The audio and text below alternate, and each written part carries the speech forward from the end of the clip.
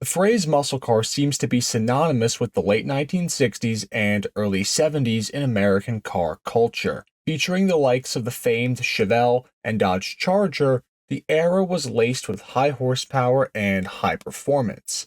However, this golden era was destroyed for all intents and purposes by the perfect storm of high insurance costs, emissions controls, and was capped off by the oil crisis that successfully turned V8 engines over 400 cubic inches into sewing machines that made less than 200 horsepower.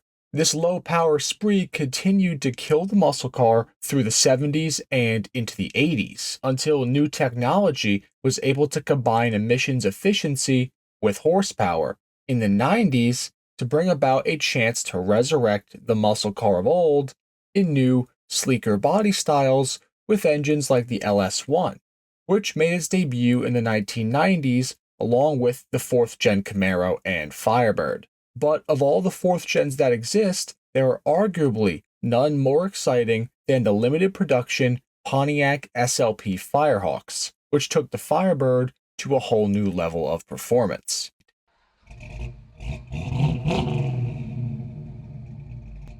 Behind the creation of the SLP Firehawk was Ed Hamburger, who was a former drag racer turned performance parts industry genius, and he knew how to build fast cars.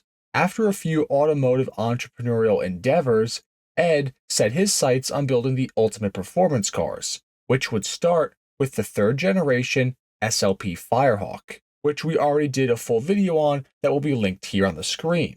Anyway though, Pontiac agreed to sell the SLP engineering tuned Firehawk at its dealerships to help increase its performance image and to help compete with the Chevrolet Corvette ZR1.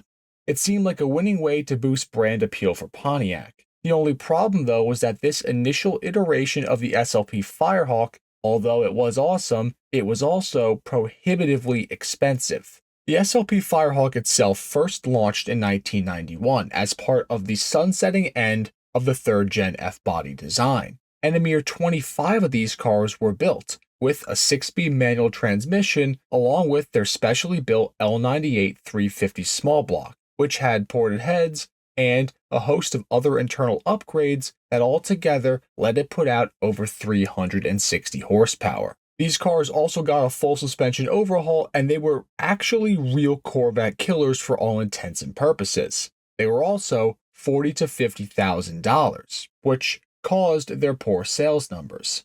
But there was a saving grace. In 1993, General Motors released the all-new 4th generation of the F-body, going away from that 80s triangle IROC style for a much sleeker and aerodynamic body that looked wildly different except for its continuation of the hideaway headlights from the 3rd gens. This new platform gave SLP a new opportunity to make a more affordable version of their SLP Firehawk and to capitalize on the hype of a brand new generation of car.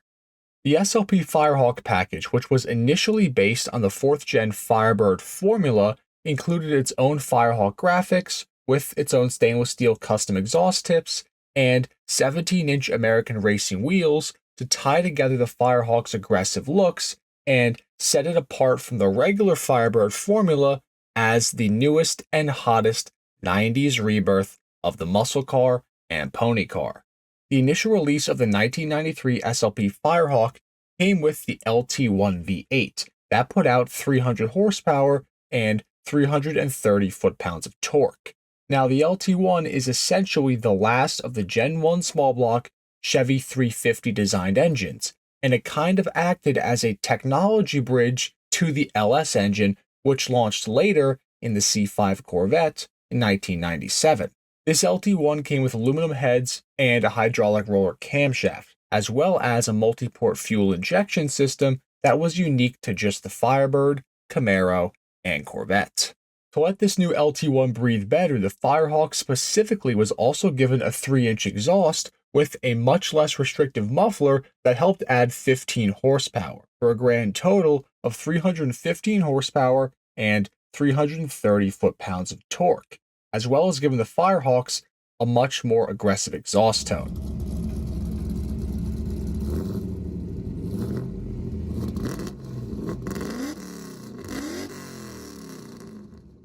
Note that this performance exhaust, though, was still a 2-into-1 design with a wide pipe that merged after the manifolds, because all of the stock 4th gens had an exhaust setup like this. They did not have true duals because of the way the rear suspension was set up.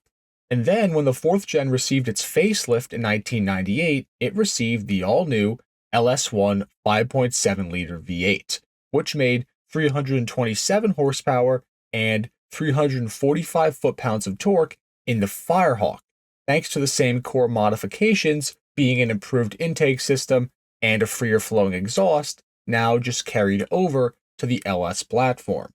The LS1 was a major improvement over the LT1 engine in pretty much every way as we know it now, but then, dare I say it, the new LS platform wasn't really that huge of a deal considering it made similar power for the Camaro and Firebird as the prior LT1 did. But oh boy, did it quickly become evident just how great this LS platform was. Behind the two power plants sat a 6-speed manual transmission, whether you got the LT1 or the LS1, with a Hurst shifter, which allowed the Firehawk to be somewhat of a Corvette killer, capable of a 0 to 60 time of 5.3 seconds and a 13.9 quarter-mile time at a speed of 103.6 miles an hour. This made the SLP Firehawk faster than an automatic C5 Corvette. Now, I know technically we are cherry-picking from the slowest Corvettes here, but again, of that generation, the Vet also was supposed to have 350 horsepower coming from its LS1 compared to the Firehawk's 327. What sat under the Firehawk, though, was arguably the best part. The SLP Firehawk was given a race-tuned suspension with an aftermarket Bilstein performance package to give the car a much better overall handling setup than a stock 4th gen and even a 4th gen Trans Am or 4th gen Firebird formula. The Firehawk came complete with a limited slip differential, 4-wheel disc brakes, and a quick ratio steering box, which made it feel like it could hang on with some of the better European cars that carried a significantly higher price tag at the time. Now, where the Firehawk differed from its European counterparts was the interior. Now, it came with a very standard leather interior that was pretty much almost identical to the regular Firebird, with 2 bucket seats up front that were divided by a very bland-looking center console and a Hurst shifter, which was the centerpiece of a very early 90s to early 2000s GM plastic-esque interior. The quality here was nothing special and honestly was pretty lacking, but it did at least feature a 150 mile per hour speedometer next to a tach that went all the way up to 7,000 RPM. Throughout its near 11-year production run that started in 1991 with the 3rd gen, the Firehawk proved to be a very popular boutique pony car meant for people who wanted a true performance car that wasn't just your everyday Camaro, Corvette, or Mustang.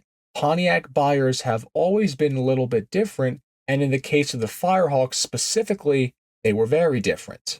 The basic SLP Firehawk package would add up to $4,595 to the base price of a properly equipped Firebird formula, for a grand total of between $27,000 and $29,000. And that was to start in 1993. As the years went on, the prices increased. In all, less than 5,000 SLP Firehawks were made by the time the Firebird said its final goodbyes to the world in 2002. Of those cars, about 1,400 of them were built from 1993 to 1997 with the LT1 engine, as well as an alleged 20 or so extra cars for 1997 that were also equipped with the LT4. But information on those is sparse. And from 1999 to 2002, SLP built another 3,000 or so SLP Firehawks with the LS1 under the hood. No Firehawks were built for 1998, and it's pretty evident here that the LS1 Firehawks greatly outsold the LT1 cars.